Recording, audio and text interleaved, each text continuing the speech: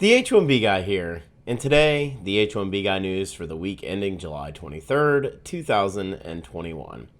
Today I'll cover 2,000 subscribers, high-skilled worker demand, USCIS F1 policy update, and Q2 performance data.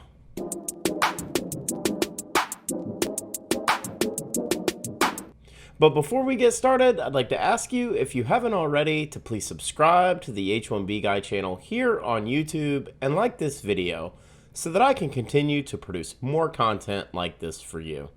I also wanted to mention the H1B Guy offers a variety of consulting services. I help businesses and individuals solve complex work authorization issues in the recruitment process while bringing awareness to employment-based immigration benefits. If I can help you, please reach out. I'd love to hear how. Today's news is brought to you by RecruiterNetworks.com, the smart solution for digital perm ads and local job postings since 2001. By Path to Canada, the ideal plan B for high-skilled immigrants currently located in the U.S. whose status may be uncertain.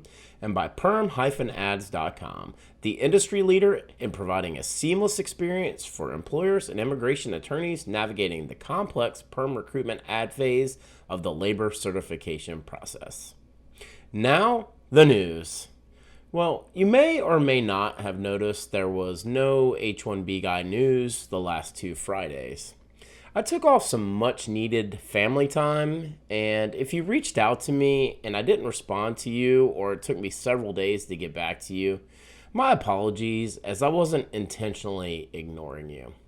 I also wanted to say a huge thank you, as the H1B Guy channel on YouTube crossed over 2,000 subscriber mark a few weeks ago, and I haven't had a chance to say it. So thank you again for your continued support and trust in this platform. Envoy Global, a very large immigration attorney organization that does a lot of online-based processing, commissioned a report by a New American Economy titled, "How Has Demand in Sectors Dependent on Specialty Skills Changed Due to COVID-19?" Quote, "Demand for computer-related workers is stable, even growing. In fact, computer-related jobs made up 69.6% of all foreign labor requests in fiscal year 2020, a slight increase from fiscal year 2019 despite the COVID-19 pandemic. Demand for computer-related occupations is growing and outpacing supply. In 2019, the unemployment rate for computer and mathematics-related occupations was 2.3%. By 2020, that had only increased by 0.7% to 3% total. By March of 2021, their employment rate was 1.9%, lower than it was before the pandemic."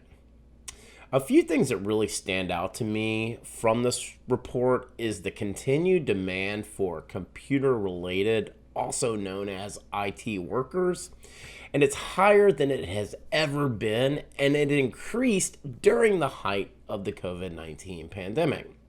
Unemployment for computer and mathematics-related occupations, STEM fields, was 1.9% for March of 2021. These numbers are historic. You've heard me reference that there were over 1 million IT jobs, computer occupation-related jobs, that were posted online in February, March. IT unemployment is less than 2%. If you're an IT worker and unemployed, then it is either by your choice or performance. Literally no other reason. 70% of all foreign labor requests were in computer-related jobs. Think about that. Yet, here we are, the same caps on H-1B visas and employment-based green cards that were established over 30 years ago. The data continues to prove reform is desperately needed to address the high-skilled worker shortages and quotas on country of birth for employment-based preferences. On July 20th, 2021, a news release that was posted on USCIS.gov titled "Applicants for Change of Status to F1 Student No Longer Need to Submit Subsequent Applications to Bridge the Gap." Quote, USCIS announced a new policy guidance that eliminates the need for individuals who have applied for a change of status to F1 student to apply to change or extend their non-immigrant status while their initial F1 COS application is pending. Under the previous policy, applicants needed to maintain status for up to 30 days before the program date listed on their Form I-20 certificate for eligibility for non-immigrant student status, which required them to file extensions or an initial COS and subsequent extensions, ensuring that they would not have a gap in status. To prevent a gap in status, USCIS will grant the change to F1 effective the day we approve the applicant's I-539 application to extend change non-immigrant status. If we approve an application more than 30 days before the student's program start date, the student must assure they do not violate their F1 status during that time. As an example, a violation would be engaging in employment, including on-campus employment, more than 30 days before the program start date as listed on their Form I-20.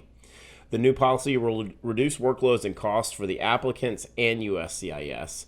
Listen, another common sense policy change for USCIS as it relates to the F1 visa. This very situation created a perfect storm for extensions for USCIS processing delays that surrounded F1s and even OPTs late in 2020 and even well into 2021. So much so that we saw a lawsuit that had to be filed that forced processing capacity increases. In short, it appears to me that F1 will maintain their status while the AOS or change of status is pending, and that if that's approved before the grace period, applicants still do not have work authorization. The last thing I wanted to talk about today was USCIS's performance data for Q2 for fiscal year 2021. I have a copy of the PDF, which I'll share in the video description link below, but it's titled Number of I-485 Applications to Register Permanent Residence or Adjust Status by Category or Admission Case Status and USCIS Field Office or Service Center Location January 1 through March 31, 2020. Employment-based that was received at Service Center for applications received just in Q2 of 2021, running January 1st through March 31st, was 117,584. The number that was approved was 17,896, denied 1,610, and still pending 273,712. I've mentioned and covered this data previously, but I wanted to give some real tangible specifics here, and I wanted to share a little bit further insight. So think about this. For Q2 of fiscal year 2021, USCIS approved an estimated 15% of the applications it received during the quarter, while denying an estimated 1%. Now, those aren't applications that were received and approved in the same quarter. They most likely were from Q1 of fiscal year 2021. But the biggest number that stands out to me is the 273,000 applications that are currently pending. Several factors at play here, including October 2020's visa bulletin and the advanced forward movement that created a significant amount of downgrades. But the largest factor comes back to USCIS's inability to process more than 140,000 employment-based green cards annually. The data simply does not lie, and it leads me to make several conclusions about what the data will look like for Q3 and Q4 of fiscal year 2021 when those numbers are released. Let's just say my conclusions are not positive. For the full post on the H1B Guy news for the week ending July 23rd, 2021, please check out the H1BGuy.com. And a reminder that today's news was brought to you by RecruiterNetworks.com, the smart solution for digital perm ads and local job postings since 2001. This national job board network provides recruitment websites in 1,024 major U.S. metro areas. Each local job board is its own portal and is a low-cost resource for immigration recruitment ads and local job postings for all industries and professions with a flat price of $225 per ad or $1,000 per month regardless of which city you choose. RecruiterNetworks.com. Tell them the H1B Guy sent you. News is also brought to you by Path to Canada. Path to Canada provides an ideal plan B for high-skilled immigrants currently located in the U.S. whose status may be uncertain. If you're facing an H-1B denial or OPT expiration, don't get caught off guard. Make sure you have a plan B, and Path to Canada is your answer. They will help you navigate the process. And if you're interested in finding out more, please be sure to click the link in the video description below. And the news is lastly brought to you by PERM-Ads.com, the industry leader in providing a seamless experience for employers and immigration attorneys navigating the complex PERM recruitment ad phase of the labor certification process. If you want to reduce your costs and overhead associated with PERM labor certification recruitment advertising, let PERM-Ads.com help you. Just wanted to ask you again to please like this video, subscribe to the H1B Guy channel here on YouTube, and click the bell for notifications so that you're notified anytime we post new content here to this channel.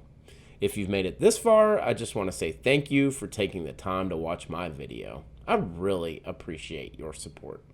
The H1B Guy, your global source for all things H1B.